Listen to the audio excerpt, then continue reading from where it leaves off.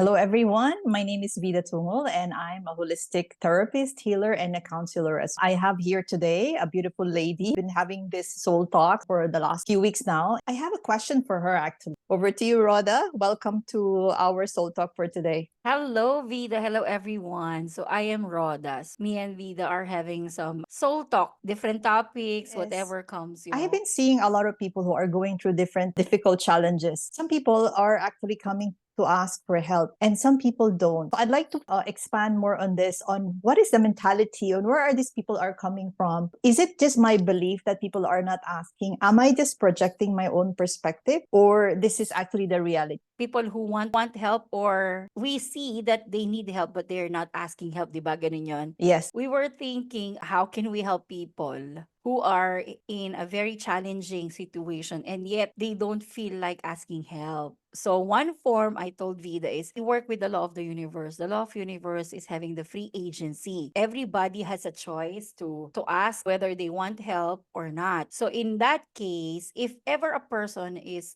having a challenges in their life and then nakikita mo na sobrang hirap na sila, but then they don't ask help, the only thing that you can do is to guide them kung ano yung gagawin lang nila. Pero if you are going to help them without them asking you to help, it's a no-no. It's a Oh. no-no. Ganon yon. So for you to be able to help them, a person must ask help first. Kaya di ba nagkakaroon tayo ng feeling na tinulungan ko siya, pero hindi niya ako sinuklian ng ganyan. Balik ka sa first thing na nangyari. Did she ask help? Or you offer your help? It's actually what we also teach in family constellations therapy. So there are three orders of love there. Number one is everybody belongs. Yeah, everybody belongs in the system. And then there's order and hierarchy. And the third one of the order of love is the balance of give and take. There's an innocence in giving and taking. So what is the innocence of giving and taking? You give me something and I receive it. For example, there's a need, right? Let's say I ask for it, or that,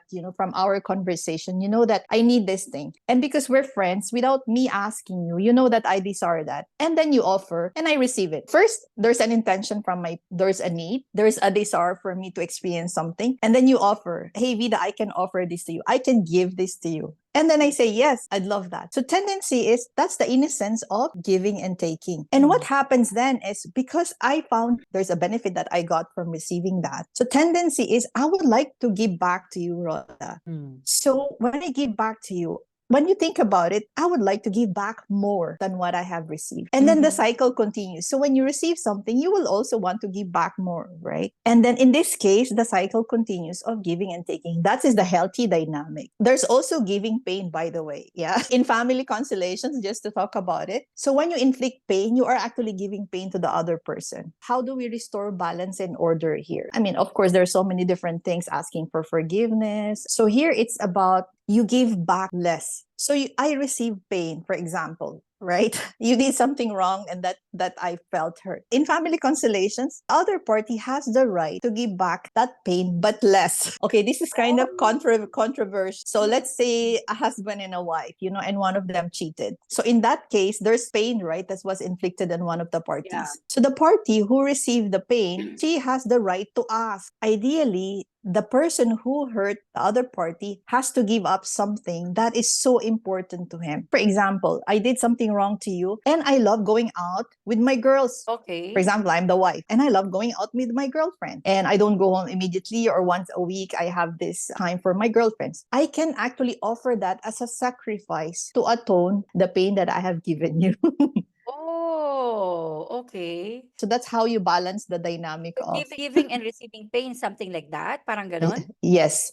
Yes. Okay. Kasi So yung concept interesting. natin ng giving and taking, it's more on the benefit, hindi ba? Yeah, On the it's other side. so meaning, for example, you example, I have a question. So you example like a couple who cheated. So may pain siyang ginawa. Si lalaki, binigyan niya ng painful thing ang girl. Yes. So what is the painful thing na pwedeng gawin ni girl? Pwede rin siya mag-cheat? Ganun ba yun? No, she can do something but not that. So less. So you cannot actually correct something by doing the same thing, right?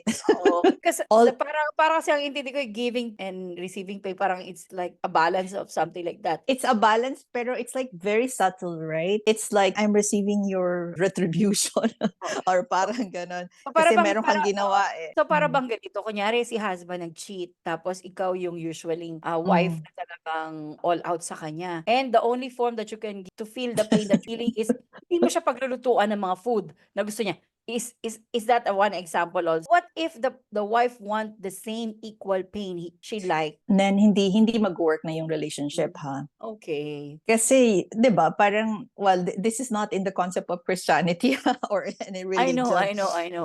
Kasi And interesting lang sa akin 'yan kasi, first time kong, okay. So 'pag may nag-cheat na isa, like boyfriend and girlfriend. So 'pag nag-cheat si boyfriend, puwedeng mag-cheat si girlfriend as parang gano'n. So ang sinasabi mo, puwede siyang magbigay ng pain din sa boyfriend pero in a milder way of the pain she received from the boyfriend, parang gano'n ba? yeah, I think this is something that we can talk about in a deeper.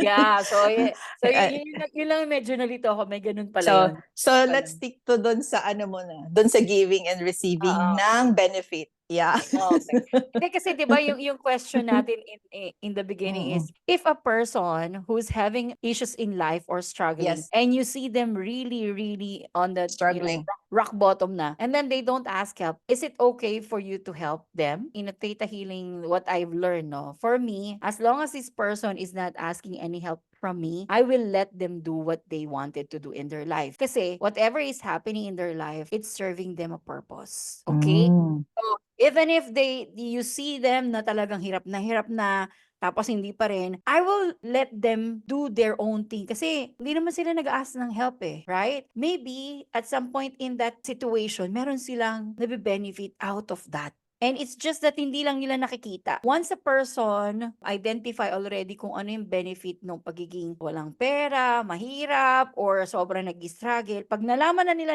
na ito yung binibigay sa akin, ito, ayoko na. Once that they do it, immediately that things will happen. It will shift. Energy will shift. Okay, let's say when clients come to us and they are in a session, Mhm. I don't personally volunteer immediately kung ano yung lesson na siniserve. Me being a healer, I am not the true healer. The creator is the healer. God is the healer. And then, depende sa readiness and openness ng tao.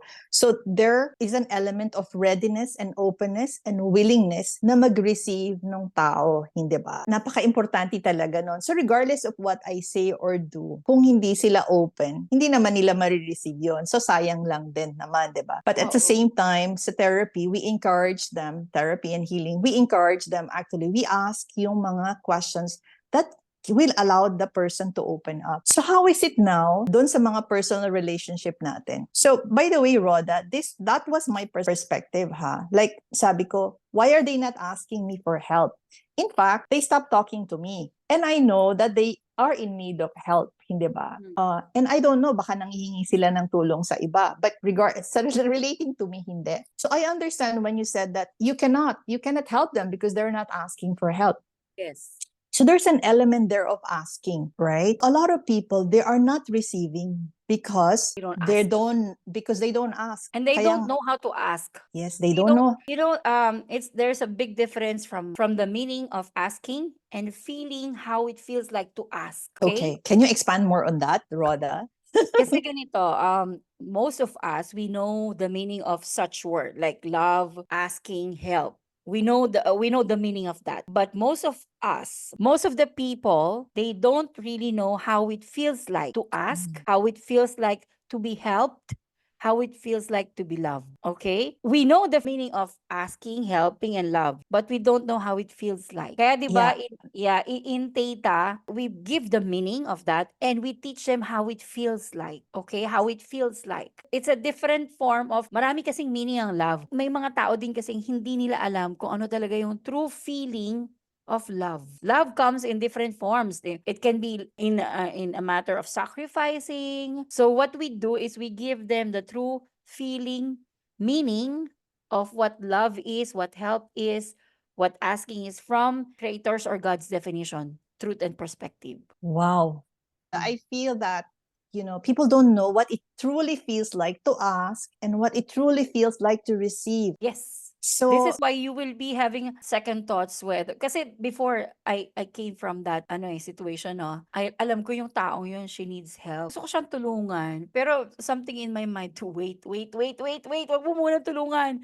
Let her come to you para mag-ask help kasi 'pag nag-ask na siya ng help, that's the time she's ready for the help that you're going to give. Kasi sometimes we're giving help to the people and it was taken for granted lang. Wala yung authenticity na I'm gonna receive the help that I've asked for her. that's very interesting, Rhoda. Huh? I mean, I have experienced people, friends actually, telling me that they love me, they miss me, and they're giving me. So this is a journey for me, by the way, how it truly feels to receive love from friends. When I teach Theta Healing, kasi Yeah. nagtuturo ako ng Theta Healing Basic and Advanced, no? I teach my student how feeling works. Okay? Kasi in Theta, it's not just only like words. When I say, would you like me to teach you, I am pertaining to every cell of your body. Kasi Yes. every cell has a memory. Okay? So that's why may mga antenna yung cells mo which is receptors. Okay? Yung mga antenna na yan, minsan, disoriented yan. Kunyari, yung bata na yon lumaki siya sa medyo magulong pamilya na ang love sa kanila is more of sampalan, verbal abuse, and then at the end of the day, sasabihin ng tatay sa nanay, kaya ako ginawa yun kasi nabigla ako pero mahal na mahal kita. So yung bata na yon mapupunta sa every cell in their body. Sasabihin na, ang love pala ganito.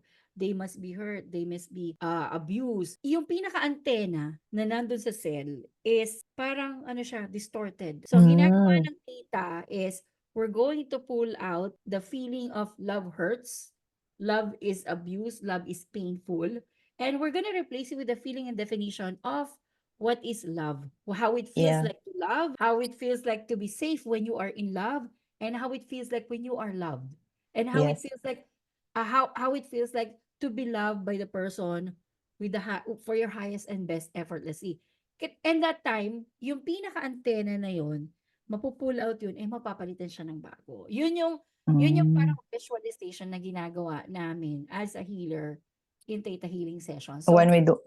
yeah, it's the same thing as help. Akala lang natin na kapag pumunta ka sa isang therapist, pag nagsasabi kami ng ganito, ganyan, ganyan, eto yung normal lang. Pero we are observing it on a deeper level in every cell of your body. Yeah. Ganon. So it's like, so when we go through experiences in our lives, especially pag bata, ha? Kasi pag usually yung mga childhood experiences natin, dun yung mga root niya. When we are as adults experience something in difficulties or challenges now in our lives, chances are it's rooted in our childhood. So when something happened to us when we were children, kakaroon ng overwhelm, di ba? So may mga chemical imbalances na nangyayari, nag-i-store siya ng emotions din. So merong emotions na yung sadness, grief, anger, resentment, or feeling lost. In fact, tatlo yung nangyayari sa katawan natin. So there's something that happens to us physically. Kasi we are physical matter too. So yung cellular level, that's physical, and at the same time, meron siyang energy. So pangalawa, yung emotions na yon. Ano ba yung emotions na sinabi ko nga na yung feelings na sadness, overwhelm, and then yung belief system. So eto yung nangyayari dun sa mental body natin. So when Rhoda talks about yung mga negative cellular receptors, in fact, marami tayong mga receptors. Nagiging negative or positive lang sila. Depende kung ano yung na-store doon na memory ng tao. So kung painful experience siya, kung hindi na agapan yung mga emotional feelings, sensations na yon, na-store siya sa katawan. Ito di ba, Rhoda, yung mga nagkakaroon ng sakit. Illness. Kaya Yeah. nga we look at yung mga physical illnesses as actually emotional diseases or Yeah. emotional discomfort, hindi ba? Yeah, So, mostly chronic sorry lang, yeah, iti-interrupt lang. Mostly chronic illnesses like cancer and many more. Yan yung stored anger, resentment, grudges na siguro matagal na yan bago mag-form. So mararamdaman mo na lang na malaki na siya. Akala mo yeah. lang na pero siguro 5 to 10 years nandun na yan. And 'di ba yung mga sinasabi nila, ano ba yung mga bato, yung mga stones, kidney stones, liver stones. Ito po yung mga anger, stored anger, suppressed anger, resentment, Yes, yes. bitterness, you can just think about it. Yeah, kasi bato 'di Guilt, ba bitter siya. guilt, disgust, Yeah. ganyan. Yes. So anyway, let's go to the belief systems then, yeah? Kasi when people are not able to ask for help, it's not because they don't want to ask for help. It's not because they don't need help. It's just because may mga nangyari sa kanila na nag-form sila ng belief systems. So for example, in my case, hindi ako ganun kadali na mag-ask. Why? Kasi when I was growing up, my father went to Saudi Arabia to work to augment the income of the family. So whenever I go to my mom and to ask for my allowance, nakikita ko yung, this is my perception also at the time, yeah? Yung burden na nakokos ko sa kanya pag nag-a-ask ako. So that child in me, now I already healed that part of me. Yeah. So there's this child who made a belief that when I ask, it causes burden to my loved ones. So in effect, what does it mean? Yeah. So I feel I'm a burden. I feel that I'm not worthy to ask. I feel probably that it's not safe for me to ask kung pinagalitan ako. Thankfully, hindi naman ako napagalitan. But, regardless of how loving our parents were at the time na maliit tayo, that child can still form this belief systems. Yeah, Lalo na kung hindi siya na-explain, hindi ba? Yeah, So, that's also. Kasi siguro kaya mo ginawa yun is you learn something na hindi ka nag-a-ask kasi nakikita mo yung nanay mo na nahihirapan, parang burden ka. So, might as well hindi ka na mag-a-ask. In my case, ang learning ko noon, kaya hindi ako mahilig mag-ask, is because I am trained not to ask help kasi ang sabi ng tatay ko, kaya mo yan, panganay ka. You're the eldest, you can do it on your own. So, kapag nag-ask ako ng help, meaning I am weak. This is the fault. So, anong nangyayari kapag nagkakaroon nga ng mga situation na ganito, nagkakaroon tayo ng coping mechanism, di ba? Hindi na ako magtatanong. I will not ask anymore, right? And then what will you do? So the child will decide something. So I will not ask, but you know what? I will become independent. I'll become very responsible. I will be the one. I'm going to be an overachiever so that I will be the one to give money to others. When I understood that, from those, let's say, painful experiences doon sa bata, meron siyang positive benefit, right? So now yung bata na yun, lumaki siya kasi wala naman nag-explain. And then now we're like Rhoda and Vida into healing and therapy. And so we understand, so when we understand that all experiences are actually meant for us to learn a lesson. Yes.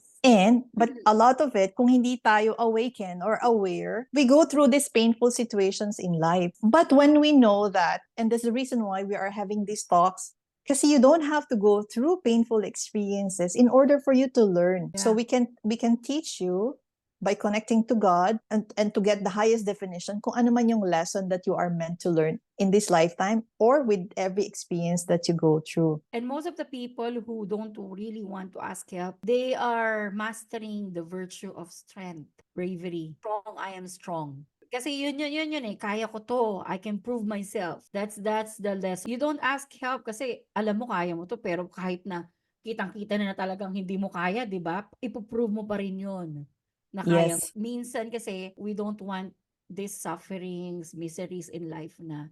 So it's okay to ask help. So coming from Catholic background where they glorify suffering. So this is also a belief system, So what are belief systems? These are just words or statements which we hold true for ourselves. Yes. Because they benefit us. So all beliefs benefit us. It's only when you go deeper and look at those beliefs, is it still serving me? Kasi, for example, I have learned to be independent, to be responsible, to be loving to my family and even to other people to help them. But do I have to go through that experience of not asking? So now I have learned that. So that's why in Theta Healing, part of our session is actually to ask them, do you want us to teach you how it feels like, to receive without having to go through painful experiences of feeling a burden? So marami po tayong mga programs and we call them programs as well, right? Or conditioning na pinupull out natin. Katulad nga ng sabi ni Rhoda, we pull them out from the cellular, ito yung mga cellular receptors, yung mga antennas. We pluck them out and we send them to God's light. And then, pinapalitan po natin yan. Kasi, kapag meron kang tinanggal, nagkakaroon siya ng puwang. So, ang ginagawa natin, we need to palitan natin yon, hindi ba? So, we replace those negative programs or beliefs with positive cellular receptors of bravery, courage, being responsible, kung ano man yung mga positive lessons that we have learned. And then we also ask God to teach us yung highest definition and interpretation, kung ano man yung mga natutunan nating lessons. Kasi nga iba-iba tayo ng definition ng mga values, hindi ba? Yeah, oo. Yeah, And yeah. also I wanted to add regarding the people who always want to help.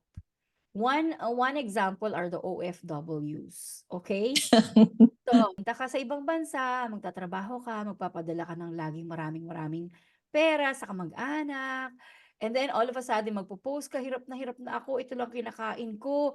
So that is called suffering, 'di ba? But the bottom line is you are resenting the people you are helping. So hindi Get nila alam yun, Roda, ha? Yes, That hindi nila that is alam the 'yun. that is the undercurrent. Kasi Yes, it's hindi not nila alam. because consciously ginagawa nila yon. Let's just clarify. So Yeah, subconsciously, yun yung undercurrent na nangyayari. true. Nagbi-build siya ng resentment. Yes. Ang dami kong nakikita, 'di ba, makikita mo post ng mga OFW, ganyan, ganyan, ganyan. And then they are not aware that they're building resentment to the people na gustong-gusto nilang tulungan at mahal na mahal nila because they are suffering inside. 'Di ba kaya nga nagkaroon ng you always have to put your cup full para kung ano yung umaawas, yun lang ang ibibigay mong tulong. Para kapag tinulong mo yung umaawas na yun, kahit anong gawin nila sa tinulong mo, your cup is full, hindi ka maapektuhan. Remember that, Wow. right? Wow. Yeah. In the same way Kaya you cannot give what oo. you do not have also, right? Alam mo nabasa ko 'to, eh, parang napanood ko 'to, international sila. When they said, if you are helping someone and you are helping someone na kulang sa'yo. Kumbaga, kahit Mm. kailangan mo pa pala yung yung binibigay mo, you are making that person a thief. Kasi Oh, parang ninanakaw nila kung ano yung kailangan mo. And at the end of the day, you'll be having grudges and resentment from them. so going back dun sa thank you ha, dun sa family constellations na sinasabi ko, yung innocence of giving and taking. Yeah. So what happens kapag, let's say, kunwari receive ako palagi ng receive kay Roda, no? And then Oh, what's gonna happen? So there's guilt na mangyayari sa akin. So dalawa tayo, 'di ba? Ikaw yung giver, oo, let's say ako yung lagi nagre-receive na hindi oo, makapag-give back. So oo. guilt comes to me. So Ako nagkakaroon ako naman ng oo, sa ako yung naman resentment. resentment. So Oo, nagkakaroon ka ng superiority complex na parang I have given you so much, and why are yes, you not giving back? But yes, from my part, hindi ko kayang pantayan na ibinibigay mo. And we are yes, not talking about same parang same oo. resource. It could be different things, hindi ba? Let's say mayaman si Roda, mayaman din tayo. So Mayaman tayong lahat. kung nagbibigay siya ng money sa akin at ang ako naman is I can give back to her like in terms of service, okay lang 'yun. Mm. Basta so nababalik mo pa rin, healthy pa rin yung There should be dynamic niya. balance. So eto Yes. naman sa family constellations principle ha, kasi marami ako naging client na mga tirada nila. Ay, parang I have given so much of myself, parang 200%, parang oh my God. And then by the way, linya ko din yun before, ha? So, kaya nakaka-resonate ako. And then, when I look at the principle of family constellations na balance of give and take, so nagkakaroon ng guilt yung tao na hindi niya na mapantayan o hindi Yeah. na makapag-give back. And what do? When it happens in a relationship, the person is always receiving and not able to give back, they go away. Ito yung mga nag-cheat. This is not to give alibi dun sa mga nag-cheat. So sa parents and children, yung parents ang nagbibigay sa bata. Yun yung ideally ganun, ha? Can we give back to our parents in the Yeah, same way? we Yes, can pero we the can energy should still be as a child. Kasi you can never repay back yung life na binigay nila. You can of give it course. forward kapag ikaw yun na yung nagkaanak. Yes. But at the same time, when you give to the parents, hindi mo sila mamanduhan, ha? Hindi na. Yung parang, gamitin mo to dito, ganito, ganito, Then you become a parent. So that your energy becomes bigger than your parent. Yung tawag naman doon, parentification. But, so, doon sa relationship ng couple, let's say, ha, kahit sa magkaibigan, so be careful, allow the other person also to give back to Yes. you. Should be. Should Kasi, hindi ba, kung hindi mo siya bibigyan ng space, how will you also know that person is appreciating you, hindi ba? So mm. parang para ma-maintain lang yung healthy balance ng relationship. Para hindi sila lalayo. Kasi ang mangyayari, lalayo sila at maghahanap sila na kung saan pwede nilang mapantayan yung binibigay sa kanila. Correct, oo, correct. Oo. There should be like a push and pull lagi. Parang gano'n, push and pull lagi. Yung isang beauty of giving and helping, eh. Yun yung para sa akin kasi ha, like parent and child. So si parent palalaki niya yung anak, bibigyan niya ng something, yung anak magandang education. And si anak naman out of that giving ng parent, magkakaroon siya ngayon ng talagang feeling na talagang dahil ang mommy ko or ang daddy ko or ang parent ko binigyan ako ng ganito, automatic 'yun, magbibigay siya sa magulang without obligating himself to do that. Kasi once the word obligated comes, Yeah. it's Oo. not Well, already giving. You are forcing that person to give. yeah. Yeah. Right? Nawawala yung innocence niya ng Yeah, giving and so taking. we don't want this obligation to be put up to our parent, to our children, just to give. Yun. Going back dun sa first question ko kanina, so what can I do? So what I did was I asked for prayer. So the prayer was perfect healing for them. So Mhm. offering and sending directly and heal them, setting the intention nga na for their hearts to open and for them also to know that, hello, you can also receive. A lot of people are going through issues of financial difficulties, hindi ba? So when they Mhm. ask for help, ang akala nila na help is money only. But for me personally, open their hearts to all possibilities and opportunities. When I see a person struggling or something, no, I always go back with the holy book. Alam mo yung mga ibon, 'di ba? 'Di ba yung mga ibon, di nga sila na may mga kinakakain. Ah, So yun yung there's more than enough for everyone. Always. There is more than enough for everyone. Ngayon, kapag ang isang tao is talagang rock bottom siya talaga, I just ask God, God give them people to help them, angels to help them to unveil everything na that they may see many things na hindi nila nakikita on that moment. Ang isa kasing way din ng pag-help is you let them know that you're just there. If they need yeah. something, you're just there. And then that's the time maybe they will think twice na, oh, bakit niya ako sinabihan ng ganun? Siguro time na. Kasi minsan, they're unaware na sa Yes. sobrang hirap na ng pinagdadaanan nila, di na nila alam kung anong gagawin nila, anong sasabihin nila. Yun. Yes. So hindi naman ibig sabihin na hindi sila nag-aas, na hindi mo na sila tutulungan. Minsan talagang Pero, ito na sila, yeah, tapos hindi na nila alam mo yung, kailangan mo lang sabihin na, oh, I'm just here if you need something, you know. And yes. be sometimes ako ganyan ako pag minsan. Dito ako, I can give you something but not monetary. Alam mo yun? Wag lang kayo mangutang. But not monetary kasi minsan these people minsan yun nga sabi mo, ang alam lang nilang form of help is monetary. Pag mga ganyan nasa low vibrations na talaga sila eh. Na kailangan nilang hello, kakatukin mo sila, I'm here, pwede ko kang i-pull up ng konti, gusto mo ba? Parang gano'n. Yung mag-ask ka lang ng Yeah. here to guide you if you want to. That's it. Yeah, so sometimes we forget who we really are, that we are children of God and we are made in the image and likeness of God, hindi ba? So is Mm. there lack in God? Wala naman, 'di ba? So parang yun yung lagi kong pinapaalala sa sarili ko, you know? Like God is my supply. Like ako, 'di ba? Kasi even you, Rhoda, you know? So for me, yung source of income ko is actually right now I'm using my savings and I'm grateful to God for that, yeah? Kasi na-build ko yun. And at the same time, from the clients who are paying us for the services that we provide, hindi ba? So what Yeah. happens when there are more non-paying clients than the paying clients? In order for me to continue and motivate myself to continue to do the work, I pray to God and I say, you know what, God, you are my supply, eh.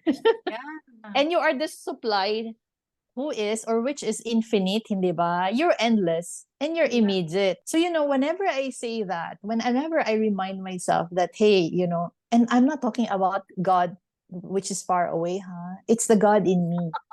Yeah. It's the God in me. We all all have that divine essence in us. Yeah. That's why sinasabi natin, I am the divine presence, in me. And then so I remind myself, and you know what? Like miracle do happen. Magbabayad yung client. And then, minsan nag-offer ako, I give it for free kasi alam ko wala ka. So that's also like lack mentality, by the way, huh? Yeah. And then what they say is like, no, no, I want to give you something. And then I get reminded and parang humbled. And I Yeah. said, Oh my God. Okay, thank you, God. Thank you, God. Why am I limiting you?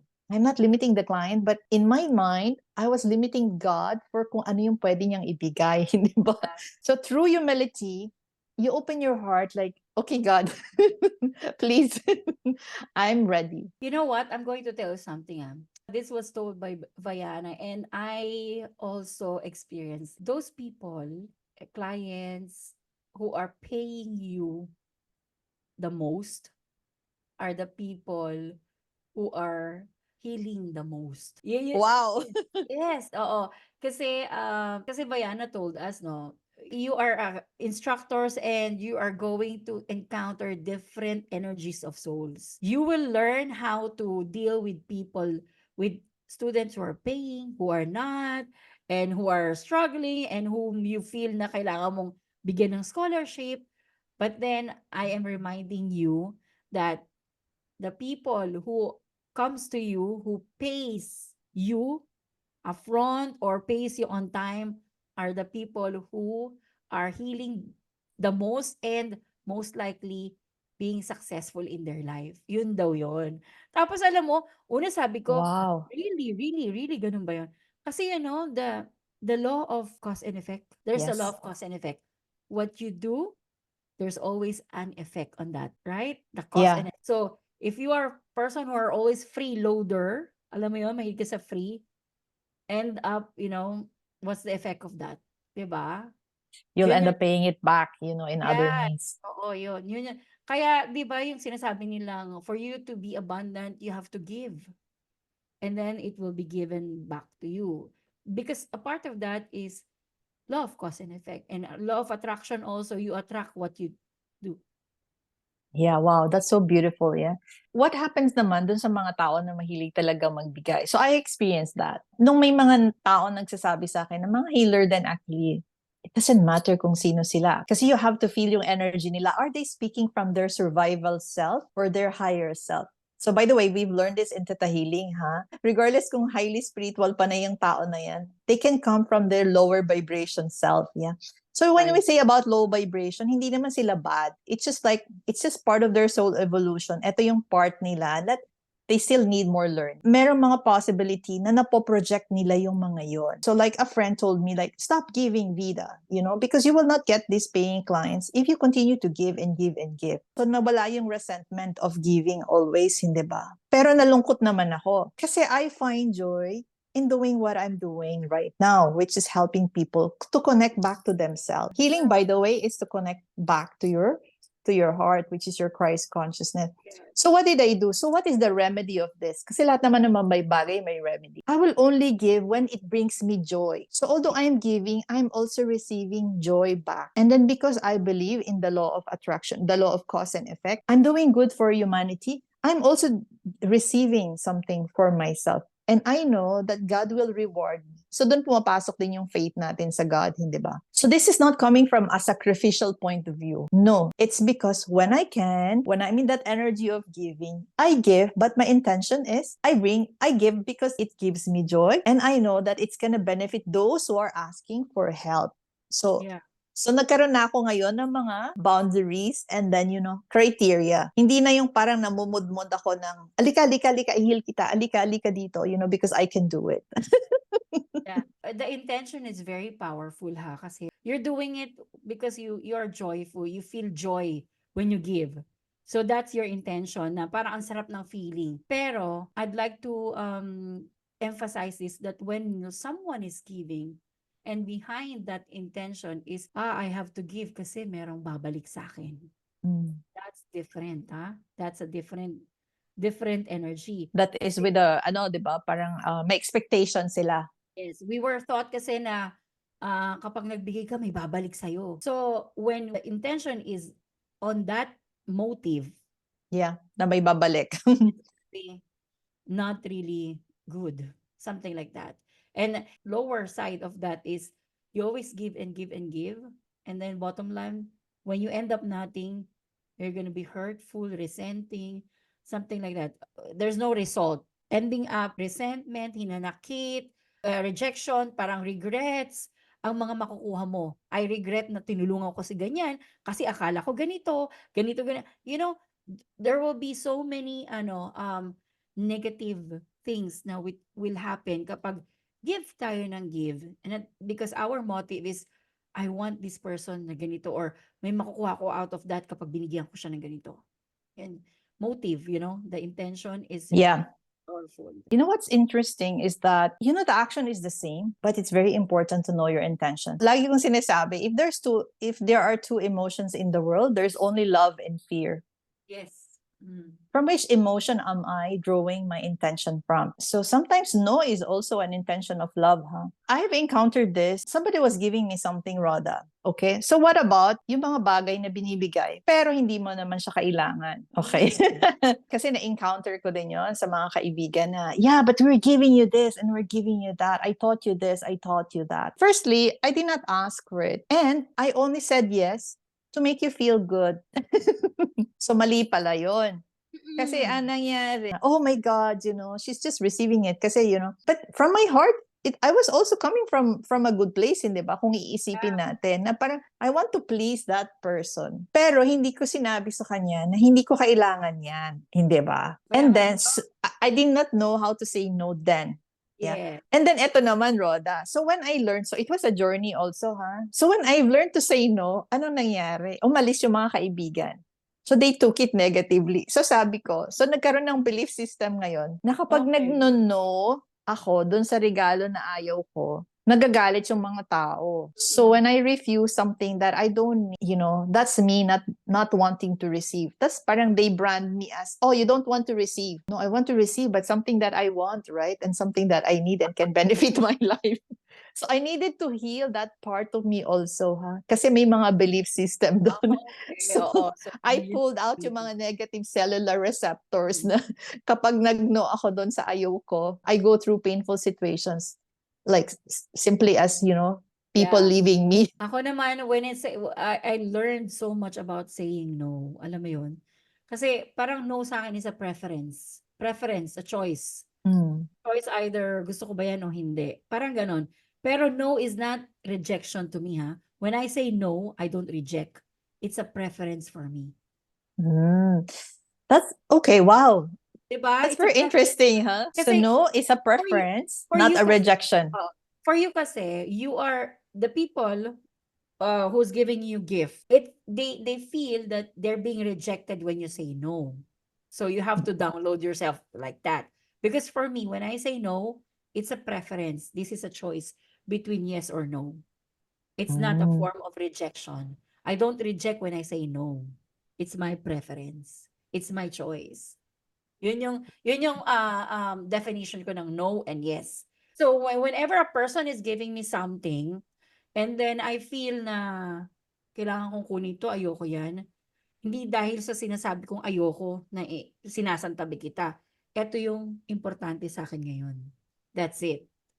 That's how it is. It's a preference and not rejection at all. Yun yung isa kong na-learn when I'm doing this holistic healing. Kasi ang dami kong, especially, no, kapag yung magpapadala ka ng pera before, di ba, obligated ka. I learned how to say no to that. Kasi, maubusan ako ng pera pag padala ko ng padala, no? Alam mo yung gano'n? Yeah, and then yeah, that's so true, right? And then I really like that, huh? No is a preference. It's not a rejection. Yes. The thing about us is like, because I'm trauma-informed therapist, right, and a healer. So nakikita ko kung saan yung pinanggagalingan ng mga tao. So I don't judge them, but I just know that, oh my God, na-trigger yung rejection munding nila. But at the same time, okay, that is something for them. That's their journey to heal, diba? Pero from my side, bakit ko ba na-attract yung situation na yun sa sarili ko, hindi ba? So it's always like, because I'm continuously healing, I'm continuously learning things about myself. So I change the perspective rather than, nireject ko ba yun? Instead of that, I ask myself, what is this telling me about myself? What is this situation telling me about myself? Kasi only then that you have growth in yourself, hindi ba? Kasi there's probably something that I needed to see from that situation. Which is, nung nakita ko nga, Rhoda, yung na mga negative beliefs pala yun.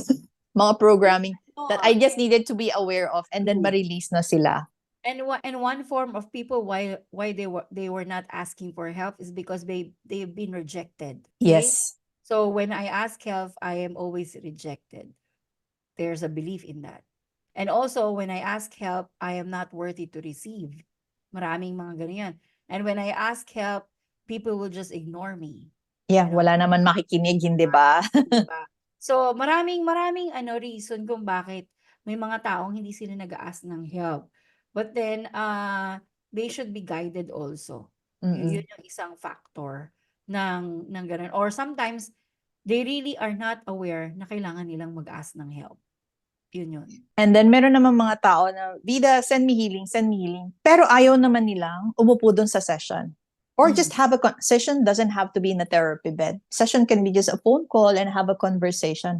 They don't want to talk about it. What kind of healing they're asking? Healing for physical illness, sa issue sa money, sa relationship. And for kung emergency yon, yes, I will. For perfect healing, ganon, and send whatever. When you ask for perfect healing, kasi we are in tune, we are connected to the higher intelligence of, I trust that, okay, whatever that healing, hindi ko alam kung ano yung perfect healing. As per the divine plan, as per the divine timing, divine intervention, divine order nung tao na yun, hindi ba? And then, when I have that opportunity na, I speak to the person. There's a lesson that you are meant to learn from that experience hindi ba? Ako 'pag may mga humihingi sa'kin ng mga healing na mga tawag ko sa kanila Band-Aid healing, Band-Aid healing. I don't give a perfect healing. When they ask me, "Can you send me something?" I'll send you unconditional love. That's all I can do. Mm. Because that unconditional love will not go wrong wherever it goes to you. So yun lang. And then if you really want a proper session, do a session with me. That's what I do. And there's no such thing as a perfect healing unless you accept it, you know. And the proper session, it will define how you feel, whether you like it, you resonate it, and you are healed in that. Yun. Kapag may mga tatanong sa akin, what can you give if I am having like this, like that? Sabi ko, I'll just tell them, I can give you a Band-Aid healing, and then they will laugh. Band-Aid is just a Band-Aid to ease what you're feeling right now, but there is a root cause in that. So, hindi ko pwedeng pagalingin yung sugat mo nang hindi ko nakikita lahat kung ano yan. Lalagyan lang natin ng takip ng konti para matanggal lang yung katiting na pain. Pero after that, we need to go deeper in that. Meron ding mga ganito, Roda. This is hyper independence. Nobody can help you but yourself, And then I see a lot of healers say that as well. And I was like, okay, no, who are you waiting for? Like, why? Why are you so angry? You know ako, 'di ba nagtuturo na ako, instructor na ako, you find me, talagang mentor, ganyan. And I'm so happy and proud of that kasi may mga ganyan. Pero alam mo, there are times in our life, lalo na ako, I go to the session also sa mga different, friends ko na theta healer also na instructor. Kasi there are times that I wanted to dig myself. Okay, sabihin ko, "Sige, kaya ko 'to." Pero there's something in my mind na, hindi mo kaya. Kaya kailangan kumuha ka ng parang 3 times akong humingi ng assistance para lang i-dig ako kasi ganito. And it's good kasi I can identify na, kailangan ko na ng tulong ng iba. Kasi parang kahit na naalala mo ko yung higher self ko na ito yung nagsasabi, ta's ito si God. Pero parang there's more to that na kailangan ko ma-explore. Kasi when tama ka nga Vida dun sa isang video natin, when you go to therapies, that therapist will give you other perspective. Yeah. Alam mo yun, may makikita at makikita sa'yo na hindi mo nakikita kapag nagpunta ka sa isang therapist.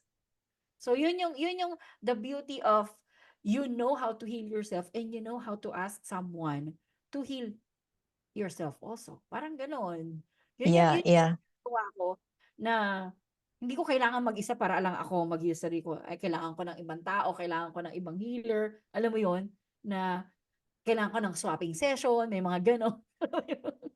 Yeah, and because we have an abundant God, right? So we are also abundant. So help is around. You only need to learn to ask. And actually, I have learned to ask in a way that there are times that very specific yung prayers ko, ha? And lately, I have learned to feel that I already have it. At the same time, it's just a matter of ano ba yung naglilimit sa akin? Why am I not seeing it? Yeah. So I download myself with the feelings and then I go deeper. Ano ba yung mga possible na beliefs ko? Why am I not seeing or experiencing this opportunity or possibility na nasa harapan ko na, hindi ba? True. So prayer is about asking so there's also another form of prayer where you say, universe or God, show me how good it can be. Show me how easy it can be. Show me that I'm always loved and supported wherever I go. So when you Mm. say that, when I say that, I already know that I'm already loved and supported, huh? Ako pag ganyan, I receive something good, no? Oh God, thank you. How does it gets better than this? Oh, 'di ba? Tapos may babalik pa, may dadating pa kasi ano eh, humihingi ka ng better than this. So, yung magandang yung mas may better pa. So, babalik at babalik. Yun yung laging kino-question ko, how does it gets better than this? Oh.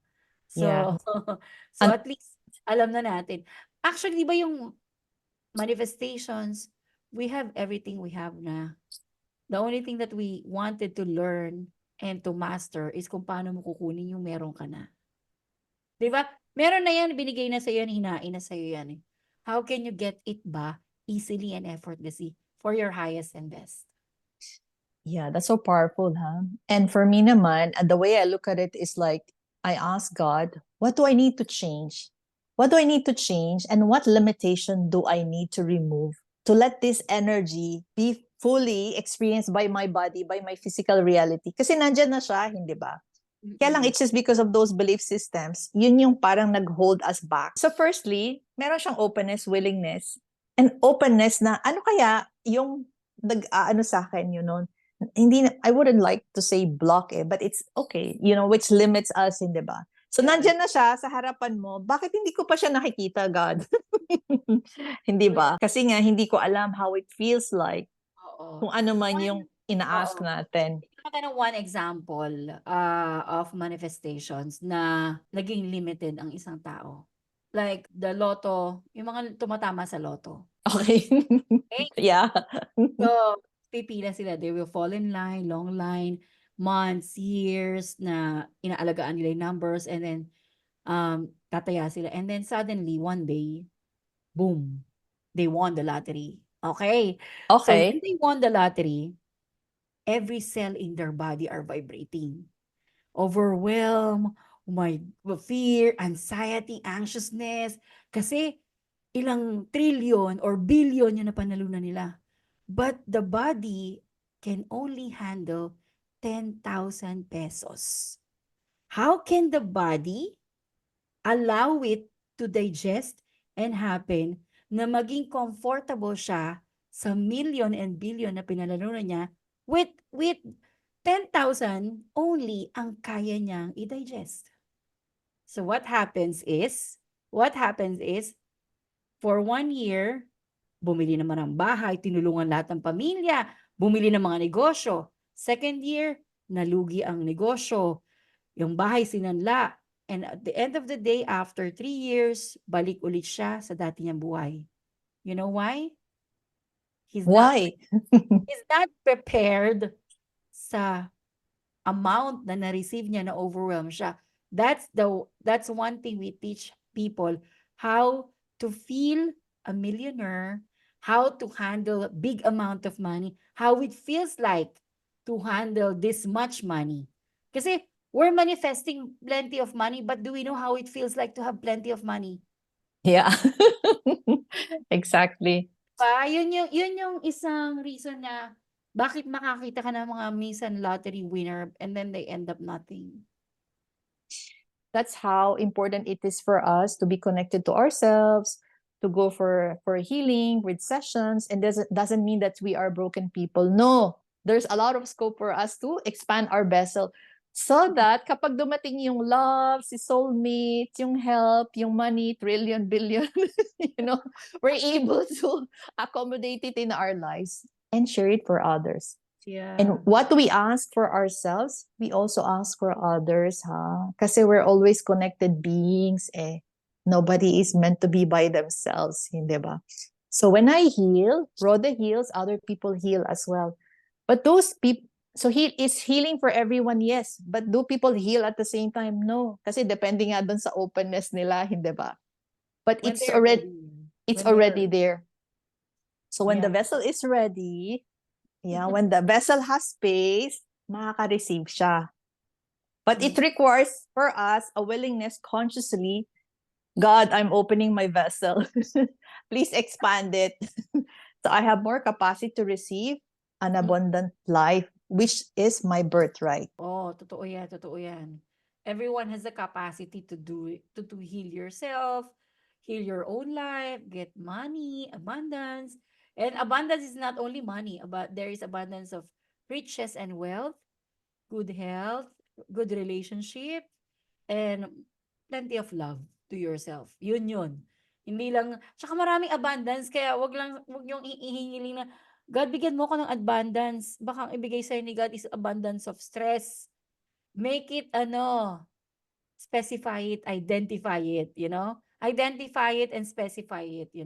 Make it Yeah, like, and rather than asking for money, ask for peace, ask for the wisdom from your experience. The money is gonna come because it is already here. you know what I do when I Mm. wanted something, I don't ask for the money. Kunyari, gusto ko magkaroon ng ganitong business. Eh, ang kailangan na pera diyan is mga 10 milyon. I don't Okay. ask for the money.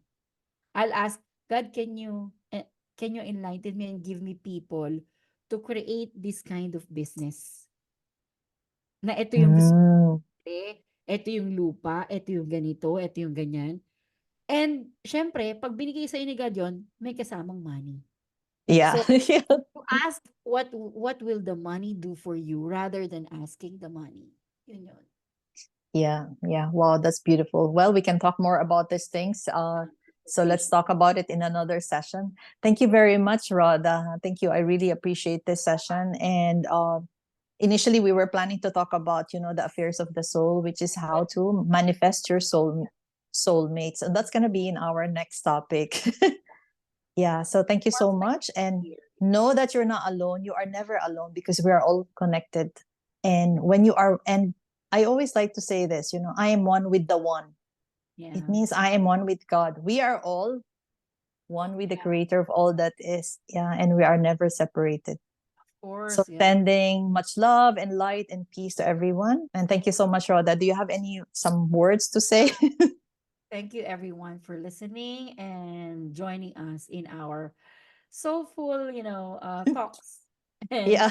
see you again. Yeah. May our energy blesses you. Yeah, sending and yeah, and sending give you plenty light. of unconditional love in every cell of your body, everyone. Yeah, just say amen. Amen to that. Thank you. Thank you so Thank much. you. Bye for now.